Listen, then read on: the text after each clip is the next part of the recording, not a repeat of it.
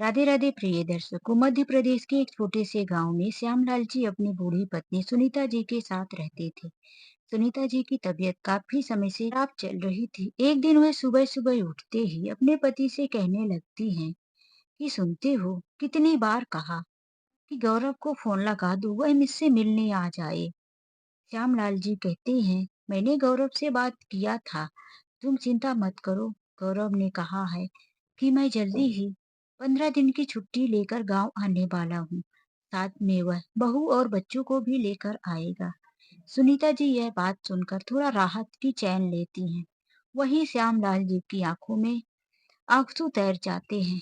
अपनी आंखों को पोंछते हुए मन में सोचने लगते हैं, बात तो मैंने रात को ही किया था, लेकिन बेटे ने सीधा जवाब दे दिया, पापा यहाँ बहुत परेशान हूँ, 3 महीने से कमरे का किराया नहीं दिया हूँ, बच्चों की भी तबीयत खराब है और काम धंधा भी कुछ ठीक तरीके से नहीं चल रहा। मुंबई जैसे बड़े शहर में बहुत महंगाई है। आने के लिए व्यवस्था तो कर रहा हूँ, लेकिन पैसे का जुगाड़ नहीं हो पा रहा है और ट्रेन की टिकट भी मिलना बहुत मुश्किल सा हो रहा है। सुनीता जी किचन में जाकर 2 कप चाय बनाकर लाते हुए पति के हाथ में पकड़ा देती हैं और खुद चाय पीने वहीं बैठ जाती हैं। फिर कुछ सोच विचार कर कहती हैं कि यदि बेटे को इतना जल्दी आने में छुट्टी नहीं मिल रही है, तो मुंबई कौन सा दूर है, चलो हम दोनों ही चलते हैं। कुछ दिनों तक बेटे के साथ रहेंगे और बहू बच्चों को भी साथ में लेकर वापिस आ जाएंगे। श्यामलाल जी कहते हैं, तुम कैसी जिद पकड़ के रखी हो, बेटा आएगा, उसने जब कहा है तो फिर वहां जाने की क्या जरूरत है, इंतजार कर लेते हैं। अब सुनीता जी पति की बात मानकर फिर से सुबह की दवाइयां लेकर आराम करने चली जाती हैं। श्यामलाल जी सोचने लगते हैं कि वह भी कैसा दिन था जब इस छोटे से गांव में मैं मेहनत मजदूरी करके अपने बेटे को पाल पोस कर पढ़ाया करता था। यदि गांव में काम नहीं मिलता था तो नजदीक के शहर में मजदूरी ढूंढने के लिए चला जाता था। कोई काम नहीं मिलता तो पल्लेदारी का काम करता। 50-50 100-100 किलो की बोरियां पीठ में लाद कर इधर से उधर ले जाता। लेकिन आज क्या दिन है कि जब बेटे को पढ़ा लिखा कर इस लायक बनाया कि वह अपने माता पिता का सहारा बने, तो वह शहर जाकर अपनी पत्नी के साथ वहीं ऐसा बस गया है कि माता पिता को भूल ही गया है। फिर मन में गुस्सा थोड़ा लाकर सोचते हैं, अरे मुझे जरूरत नहीं है, पर उसकी माँ का क्या करूं, जो बीमारी की हालत में बार बार अपने बेटे से मिलने की इच्छा जाहिर करती है। मेरा क्या, मैं तो कैसे भी जी लूंगा, वह रहे अपनी दुनिया में खुश। एक दिन सुनीता जी की तबीयत ज्यादा ही खराब हो जाती है। श्यामलाल जी उन्हें डॉक्टर के पास लेकर जाते हैं, तो डॉक्टर कहते हैं कि इन्हें शहर में किसी बड़ी हॉस्पिटल में दिखा दो, शायद वहां से इन्हें आराम हो सकता है। अब तो श्यामलाल जी घर में आकर बेटे को फोन लगाते हैं, बेटा गौरव, तेरी माँ को डॉक्टर ने बड़ी हॉस्पिटल में दिखाने के लिए बोला है, तूने बोला था कि 15 दिन की छुट्टी लेकर मैं आऊंगा। बेटा, तेरी माँ कह रही थी कि यदि तू नहीं आ सकता तो हम लोग भी मुंबई चलते हैं। बेटा यदि तू कहे तो तेरी माँ को लेकर वहीं आऊं और तू मुंबई में एक बार माँ को दिखा देना, फिर वहां से हम वापिस घर चले आएंगे। माँ और पिताजी के आने की बात सुनकर गौरव थोड़ा सा सहम सा गया। उसने कहा, बाबूजी, हम लोग आने के लिए टिकट निकाल चुके हैं, आप परेशान क्यों होते हैं, मैं बहुत ही जल्दी गांव आने वाला हूँ। उसने फोन कट कर दी। इधर सुनीता जी की तबीयत दिन प्रतिदिन बिगड़ती जा रही थी और अपने बेटे से मिलने की उम्मीद भी बढ़ती जा रही थी। जितनी बार वह अपने बेटे के बारे में पूछती तो श्यामलाल जी झूठ बोल देती, आने वाला है बेटा, आने वाला है, बस 2 दिन के बाद ही। और उसी उम्मीद के सहारे सुनीता जी जिए जा रही थी। एक दिन अचानक से घर की डोर बेल बजी कि जाकर श्यामलाल जी ने दरवाजा खोला। सामने उनका बेटा खड़ा था। बेटे को देखकर उनकी आंखों में चमक आ गई। वह पीछे मुड़कर आवाज देते हुए कहते हैं, अरे देखो तो सही, कौन आया है, देखो तुम्हारा बेटा आ गया। लेकिन गौरव तो कुछ दूसरे ही मूड में था।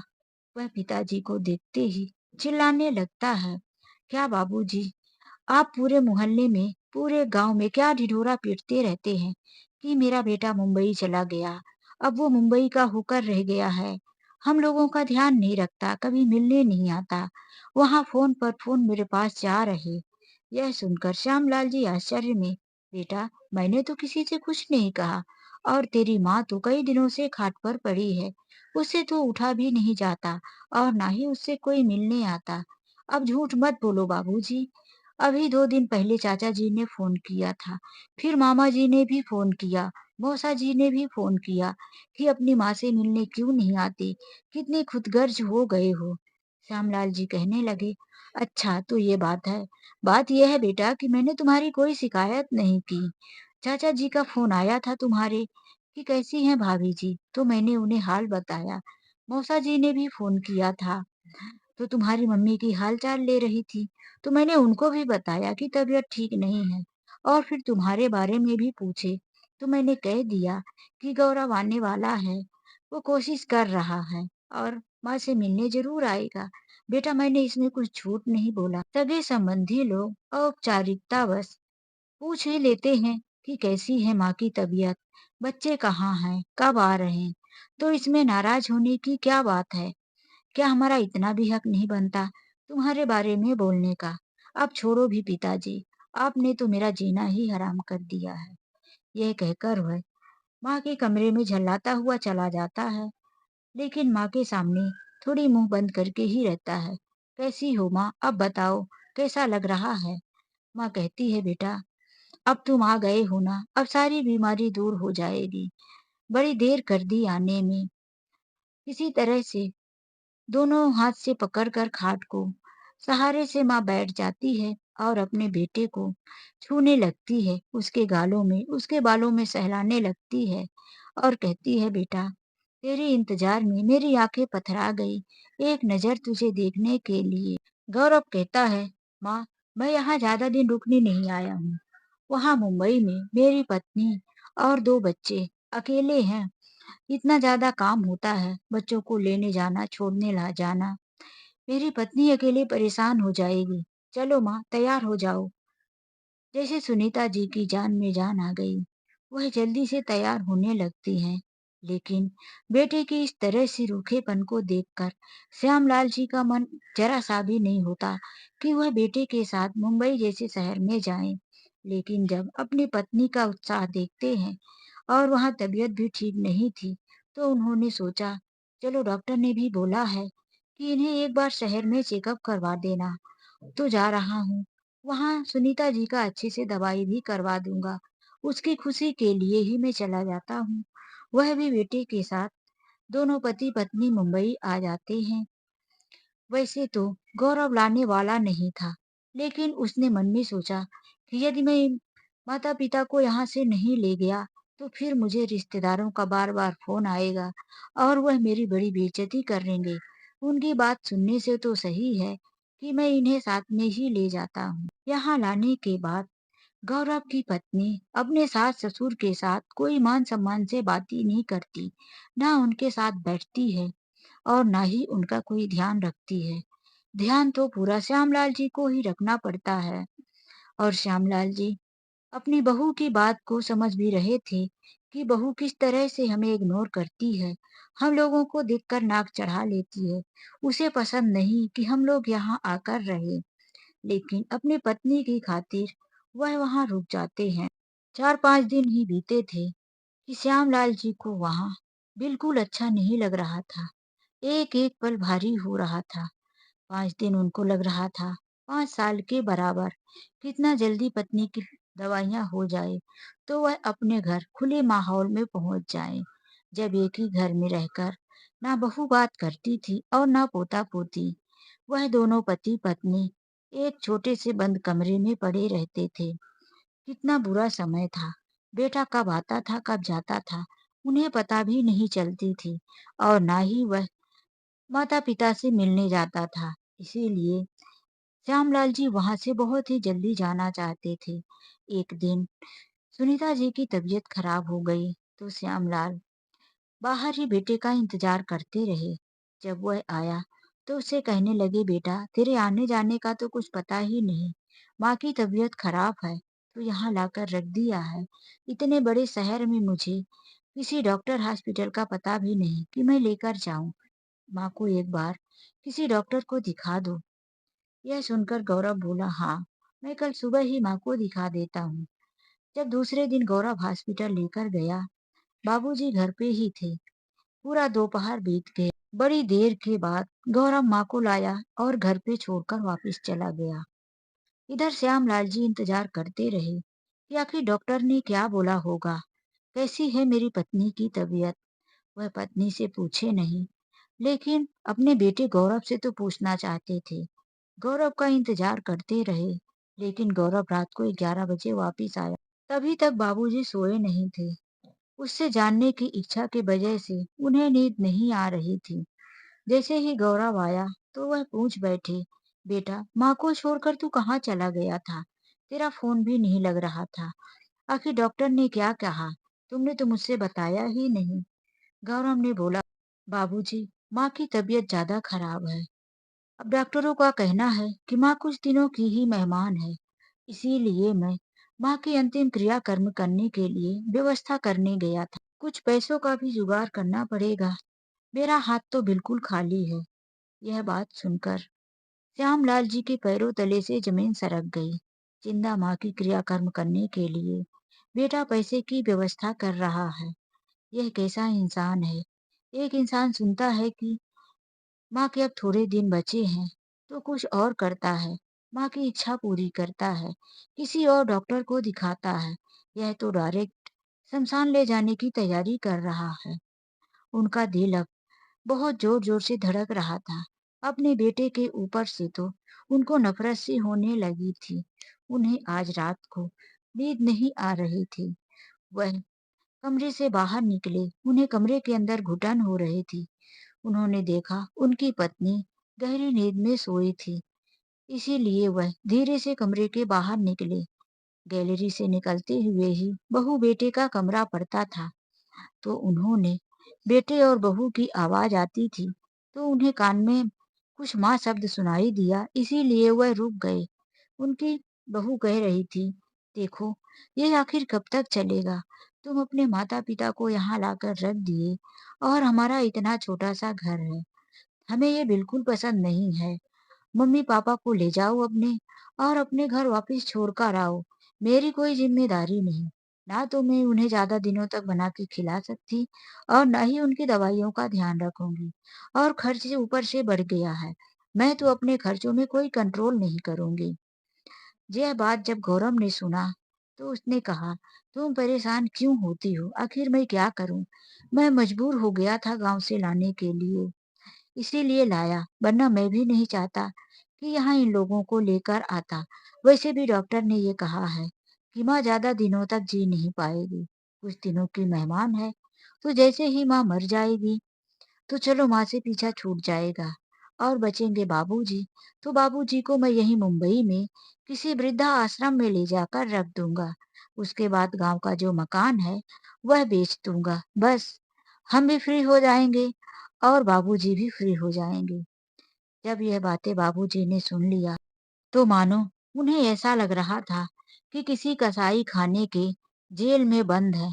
बस वह कसाई कब आएगा और निकाल कर ले जाकर अपनी इच्छा पूरी कर लेगा। बाबूजी की धड़कनें बढ़ गई। बेटे के ऊपर जो थोड़ी बहुत नफरत थी वह भी और बढ़ गई। कैसा बेटा है, मेरा घर बेचकर पैसे ले लेगा और मुझे इसी अनजान शहर में वृद्धा आश्रम में रखेगा। अपनी जिंदा माँ की क्रियाकर्म की तैयारी कर रहा है। मान लिया कि माँ थोड़े दिन की ही मेहमान है। मैं यहाँ क्या सोचकर आया था कि मेरी पत्नी की अच्छी जगह दवाई होगी, मेरी पत्नी स्वस्थ हो जाएगी। लेकिन यह मेरा नालायक औलाद अपनी माँ के मरने की राह देख रहा है। अब मैं यहाँ एक पल नहीं रुकूंगा। वह किसी तरह से रात गुजारे। उन्हें नींद नहीं आ रही थी। करवटें बदल बदल कर उन्होंने रात गुजारा। सुबह होते ही अपनी पत्नी से बोले, जल्दी से तैयार हो, कपड़े उठाओ, निकालो अपना बैग।